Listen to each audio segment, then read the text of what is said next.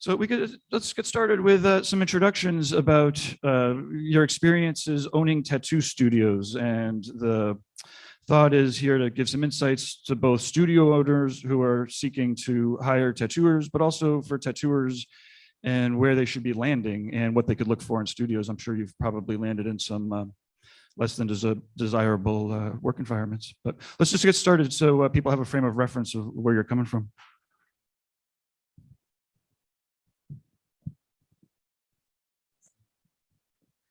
All right, so my name is Jesse Smith. I've been tattooing for about 25 years now. Prior to opening my shop, I worked in about 14 different tattoo shops. I came into tattooing back in '98, so it was predominantly like biker shops at the time, so I didn't really fit in too well. Excuse me.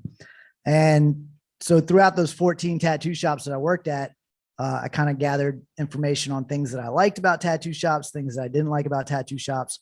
And when I opened my space, Loose Screw Tattoo in Richmond, Virginia, my goal is to open a place where, it was very creatively infused, where the artist could focus on art and not have to focus on, the drama and all the logistical stuff in the process. So. Thank you. Hi, I'm Tony Urbanik. I own a studio in Pittsburgh named Ninkaninkadoo. I've been tattooing since roughly 1989, 1990.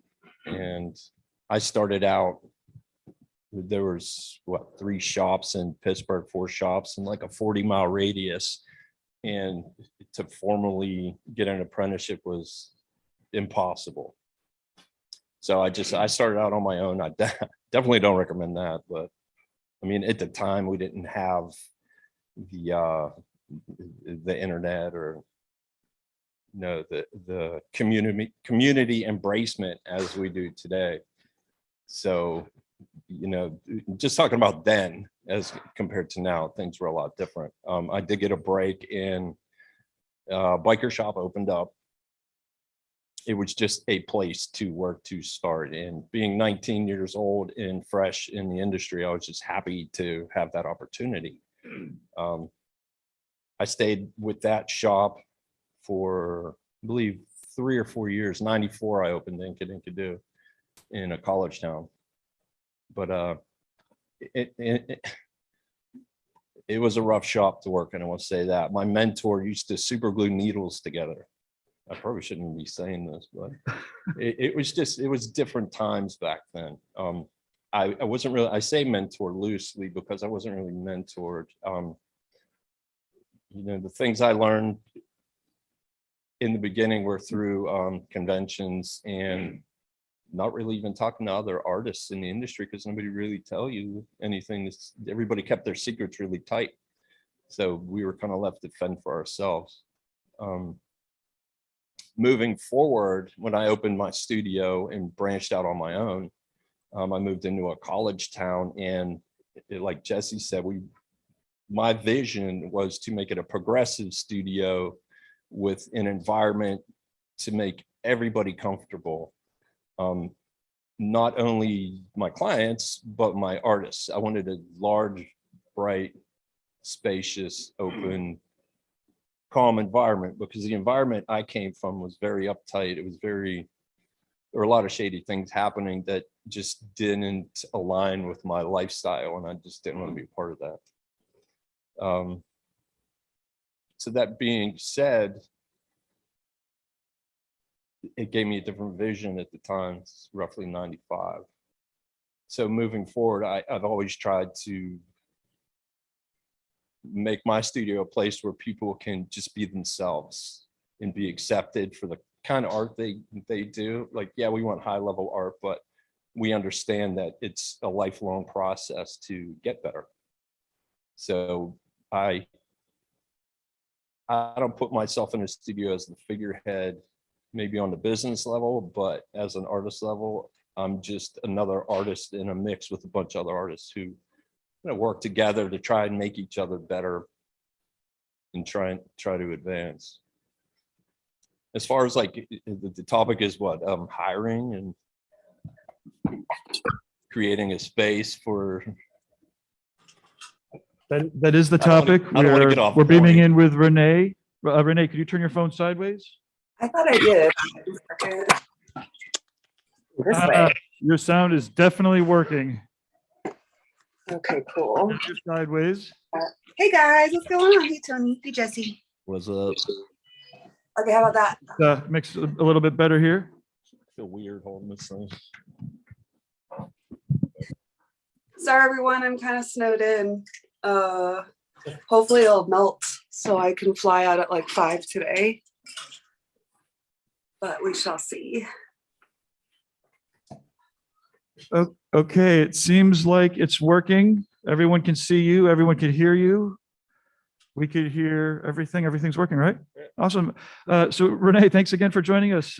We were just getting onto or continuing the topic about recruiting and how it's changed. And we're discussing this kind of in the context of tattoo studio owners, but as well as, artists that are looking for the right studio to land in. We're just getting started. Let's hear a little bit about your history of owning a shop and some of your opening philosophies about hiring artists and being an artist that has gotten hired. Okay. I've owned Goldstein Gallery for about 4 years now.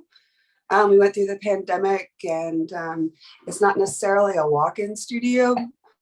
I wanted to do something a little bit different selfishly for myself as an artist and also as a shop owner. I just wanted to keep it as easy as possible.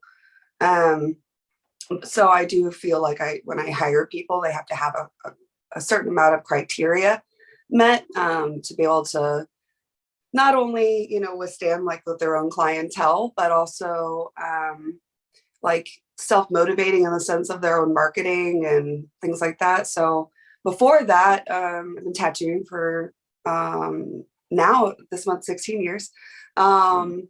So I've been in multiple shops that were walk-in status, that were, we used to call them meat factories. You gotta like tattoo everything that walks in the door. So the way I hire is all based off of like what I've seen, what kind of artists have, had to work with, I've had to work next to.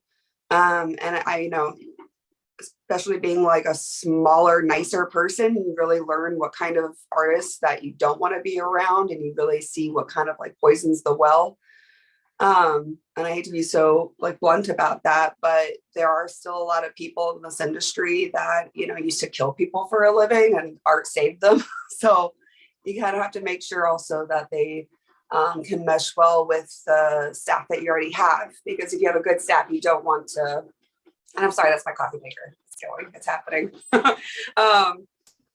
You don't want to disrupt like the good staff that you have. And I kind of think of my studio as really like, I am a port captain and there's all these boats that are using my port for their goods and services. So these are my rules. This is my port. You're free to come and go as you wish. But these are my rules. If you don't obey by them, it won't be good for the greater good. So actually I just had the weirdest meeting ever about like denying someone a job. And it was really based off of his lifestyle. I know him pretty frequently throughout the conventions scene, and he's always hungover. He's always drunk. He's always, kind of just sad and complaining about him puking. And I'm like, why would I hire you? We have families here that, like we have no drug problems. We have no like bad alcoholism. We have no like, and none of those things are, those things are workable for sure. But it would be such a big disruption in the environment that we have going on already. So I think everyone should really just look at the environment that they have, the environment that they want, and really think about people as like, the ingredients in the soup. Too much salt will, deter deliciousness. I'm sorry about my coffee maker. It's still going off. But yeah, I mean, if that's a fair answer. A fantastic introduction. Okay, cool. Thanks. So I guess, is there a way, like, we don't want to throw people under the bus or anything, but I guess I'm wondering if there's some standout lessons learned through, either mishires or needing to be in a position to let people go that maybe we could help people ward off ahead of time, and understanding that a lot of lessons we actually have to go through before we actually fully understand them. But on the Yeah. other hand, if we hear about the stories beforehand, then it's a lot easier. I know I've learned lessons. I'm like, oh shit, that's what they were saying. Anyways, point is, Yeah. maybe Right. we could go around and talk about, at least one big lesson learned. Think of, something that happened in reality that you could have avoided or we can't avoid in the future. Mhm. Starting with Jesse, maybe.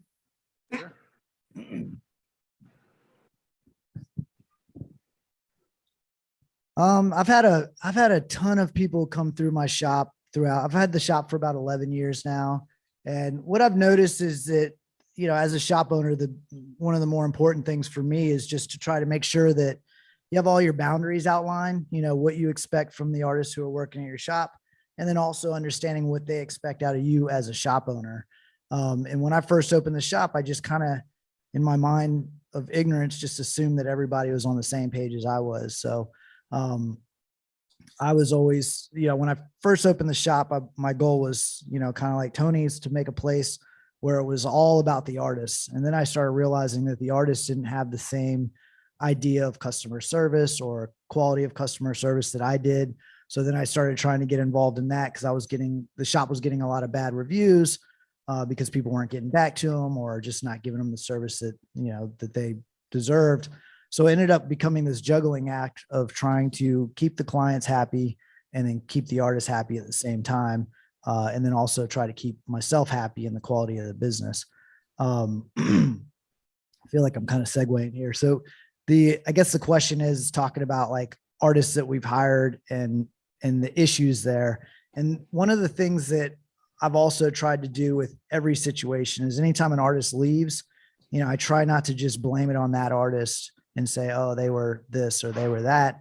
It's like, how can I be a better leader or have a better relationship with these artists and understand what it is that they want out of a shop, and try to hire them based off of knowing what they want and then knowing what I want and being very clear. And I think we all do that in our consultation processes with our clients. When they come in and they say, I want everything, but the kitchen sink, it's our job to say, hey, you shouldn't get that because that's not going to look good. And we set our boundaries with our clients. And then our client can say, well, I want it anyways. And you can say, okay, well, maybe I'm not the artist for you. I think the same thing happens with a tattoo shop. It's like, this is the way I would like to run a tattoo shop. This is what I expect out of you. And if you're not willing to do that, it's okay. It doesn't mean that you suck. It doesn't mean that I suck. It just means that we have a difference of opinion on how a tattoo shop should be ran. So I found that a lot of my issues were just initially just not creating those boundaries and setting forth those expectations, and then also digging those expectations out of them. It's like, okay, well, you're looking to work at Loose Screw. Why do you want to work at Loose Screw? Are you looking to become a better artist? Are you looking to become a better business side, taking care of your clients and stuff like that? Like, what are your goals in working here?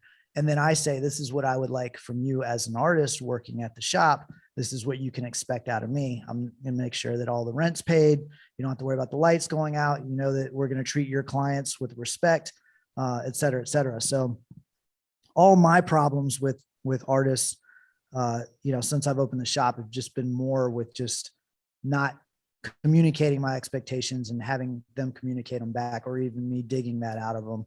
But, I think everyone here can relate. You've had a client or two or three or 1,000 that you haven't fully communicated the price that it's going to cost, or everything that's involved in it, or what you expect out of them. You'd like them to come in once a month or whatever it might be, or vice versa. And that's where your problems come in. It's not their fault. It's not your fault. It's y'all's fault for not, setting those expectations and those boundaries. I like that you take the ownership of it, even though it's somebody else may have been behaving poorly or not appropriately. Still as a shop owner, you made the hire. You didn't train properly or field properly. How much? And then I like the evolution. Obviously, how much of these expectations is written down? Like, so during this process, is any of it written? Yeah, so I try to write down everything as a problem arises. So I remember walking into one of the booths one time, and one of my artists had like pretty much a machete on the side of his hip while he was tattooing. And I was just like, why do you need a machete while you're tattooing? And I realized that that was something that I never put down in the artist handbook or artist agreement at the beginning. So I just added to the artist agreement, no machetes on the side of your hip while you're tattooing. And it's just, everyone's different. So You have to say it. it's pretty crazy. Yeah. So, and so every time I run into a situation, I make a new rule, and, nobody likes rules, but I have to make sure that I am comfortable with the people in the shop. I don't want to get hacked up with a machete while, someone's tattooing. So yeah, I just kind of write it down as I go, and then adjust and see what's working. Sometimes I realize that my boundaries and my expectations are kind of ridiculous. And so I have to bring those back. So I take them off of the agreement. So it's just been kind of like an ebb and flow type situation, and learning, okay, if I want these types of artists, I have to kind of take the good with the bad. I mean, they might be a great artist, but they want to carry a machete. So I have to, and everybody wants to carry a machete. So I have to be okay with that. It's kind of a weird example, but there's lots of those little nuances that I just didn't think about when I first opened the shop, and trying to figure out what it is that I want out of a shop, and just making sure that's fully communicated right from the get-go. And I've noticed the longer I've had the shop and the more things I've gotten written down, the easier it's been. The artists come in with these expectations, and they clearly communicate, hey, I would like to be a better artist. I would like to do this. I'd like to do that. And I know right from the get-go. One of my things is I really want my artists to be on time and be punctual, be set up and ready for the clients before the client gets there. And a lot of tattoo artists have a problem with that. And I usually communicate it right from the get-go. This is what I expect out of you. And if they think they can't do it, then I just don't hire them, and then they figure out whether they're willing to work on that and try to be better at that in order to work in my shop. And it's a, quasi negotiation at that point. Cool. So Tony, the original question, any particular lessons learned the hard way that you want to share here, huh? Always the hard way. That was my middle name. Well, Just remember to speak into the mic. yes. Okay.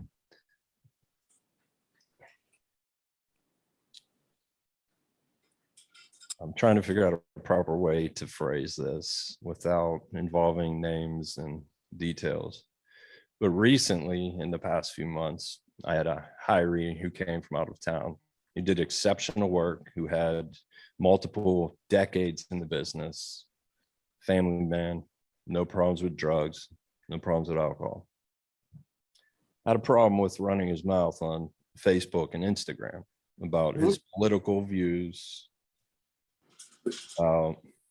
his opinions, and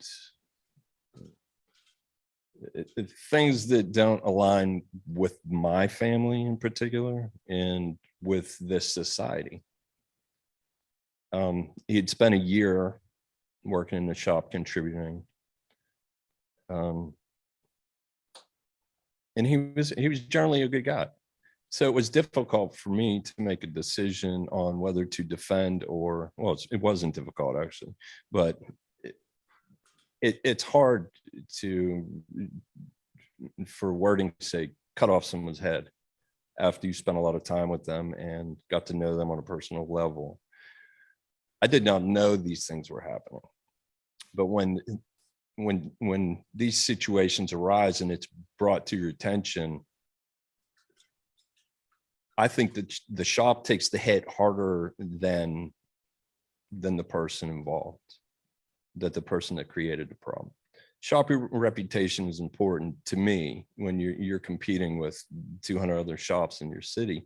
You want to bring clientele and you want to keep your artists fed and happy, and you want to keep your community happy and safe. So when these things arise, you're vested in someone. To me, it was difficult. You can't have that. You can't have